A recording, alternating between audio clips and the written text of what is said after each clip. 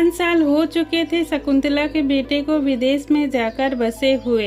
इन 5 सालों में वह कभी कभार ही अपनी माँ को फोन करता था। फिर भी शकुंतला दरवाजे पर टकटकी लगाए बेटे का इंतजार करती थी।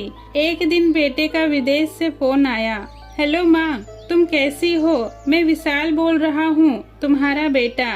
माँ ने कहा, मैं ठीक हूँ बेटा, तुम कैसे हो? और मेरे पोता पोती और बहू कैसी है? बेटे ने कहा, सब ठीक है माँ, मैं अगले हफ्ते गांव आ रहा हूँ तुम्हें लेने के लिए।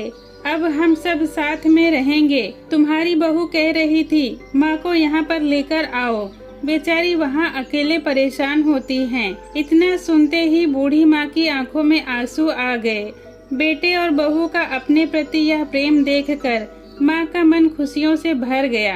बेटे ने आगे कहा, माँ तैयार रहना, मुझे ज्यादा दिनों की छुट्टी नहीं है। मैं प्रॉपर्टी डीलर से बात कर लेता हूँ घर को बेचने के लिए। माँ ने कहा, हम घर क्यों बेचेंगे?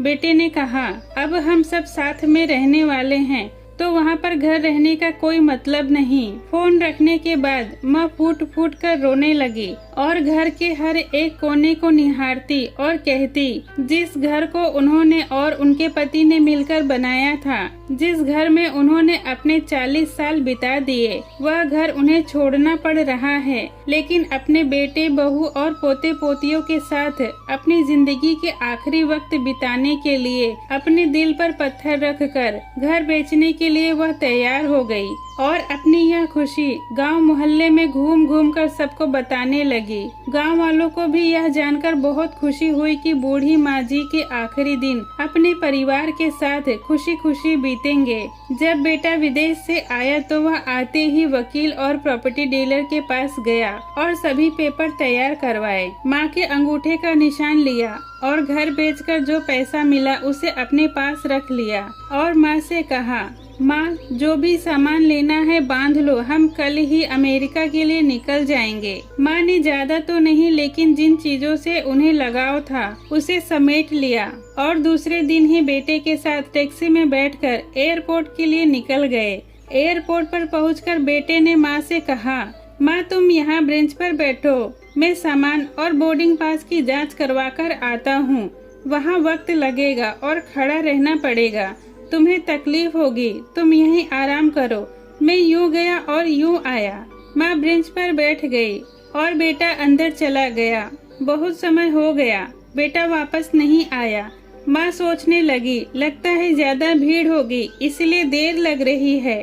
सुबह से शाम हो गई, अंधेरा हो गया, लोगों का आना जाना भी कम हो गया। माँ को अब चिंता होने लगी। एक कर्मचारी ने आकर पूछा, आपको किससे मिलना है माँ जी?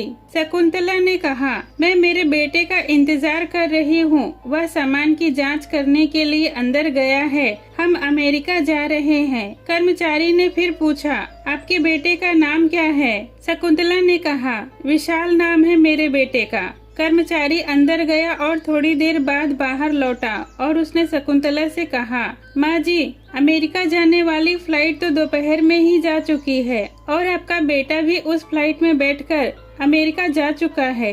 अब आपके यहाँ बैठने का कोई मतलब नहीं है, आप भी अपने घर चली जाइए। इतना सुनते ही माँ की आंखों में आंसुओं का सैलाब बहने लगा और वह बोली, क्या वह जा चुका है और मैं घर जाऊं? जिस घर में उन्होंने अपने 40 साल बिताए थे, अब वह घर बिक चुका था।